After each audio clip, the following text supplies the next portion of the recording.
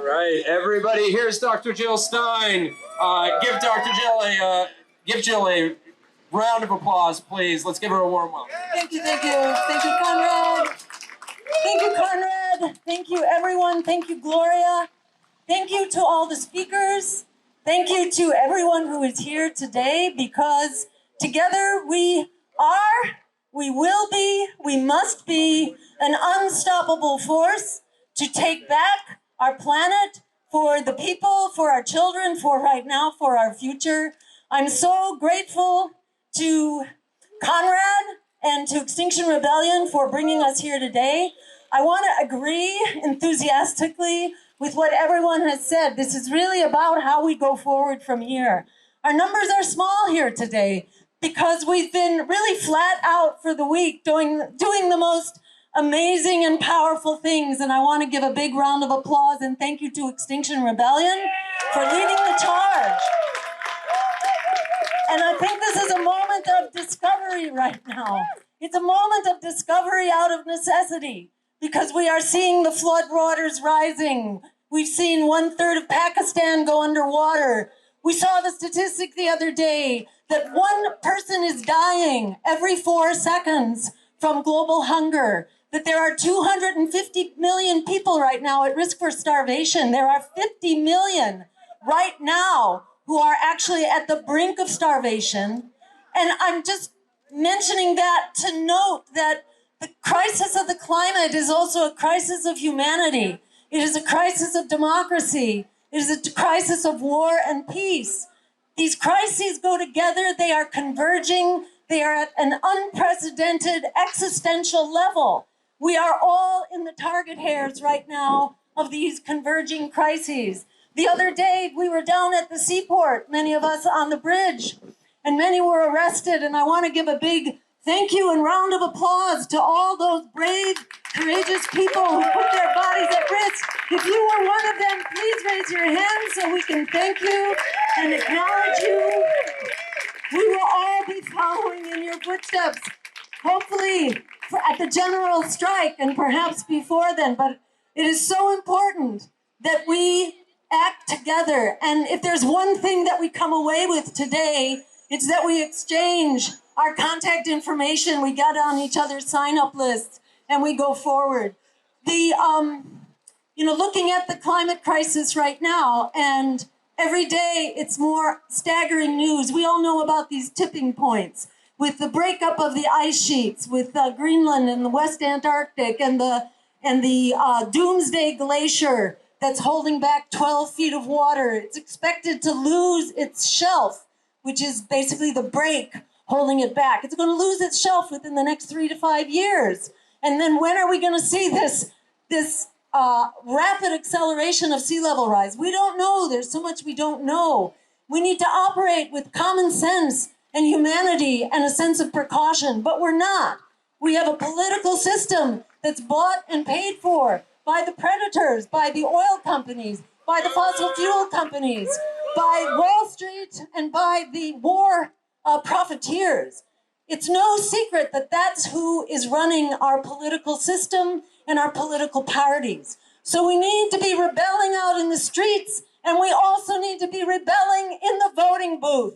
We cannot have a rebellion without also taking back power. And thank you to Gloria for putting herself out there and daring to challenge that system in running for statewide auditor, which is a winnable race. Let me just remind you, this is a winnable race. And while our numbers may be few here today, we are strong. As others have said, remember that you put us together. Stevie, you were saying this before too. You put us together and we are an absolutely unstoppable force. We're not just like a strong force, we are the majority force. In fact, if you look at the poll numbers right now, the disapproval of the two corporate parties is running at 50%. The approval is running about 30%, okay? There is a huge political vacuum right now that is begging to be filled. And, if you look at the way the economy is going, and thank you to the Starbucks workers who are leading the charge for dignity and respect in the workplace. for our union rights and to rebuild unions. There's enormous public support right now for unions. But somehow there is resistance against the formation of unions, resistance and brutality at the workplace. There are so many things that could be going right now that there is enormous public support for peace, for real climate action, for a Green New Deal, for immigrant rights, for a job guarantee at real living wages at $20 an hour. There's enormous public support. How much money are we throwing into the military? It's not only $800 billion a year, it's $21 trillion since 2001. $21 trillion.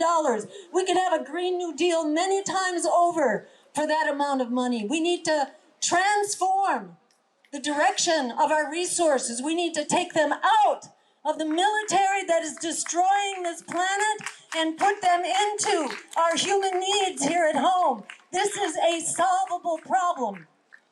And when they try to fearmonger you and to extort you out of your vote, the whole smear campaign against independent political grassroots parties is a big smear campaign and a fear campaign.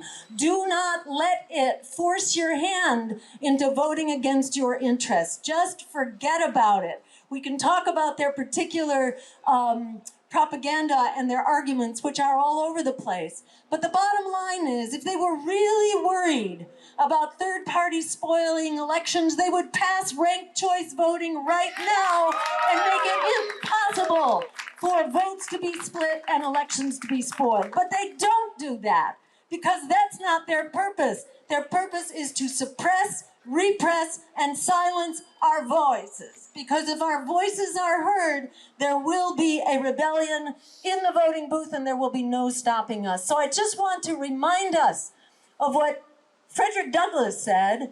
Number one, power concedes nothing without a demand. It never has, it never will. We must bring that demand into the streets. We must bring that demand into the voting booth. That's what we are doing with independent third-party political action. And there's at least one independent political party here. There may be others who were invited and were going to come, but I encourage you to network with us, work with us. We need political rebellion as well as social rebellion. And then finally, I want to remind you what Alice Walker said.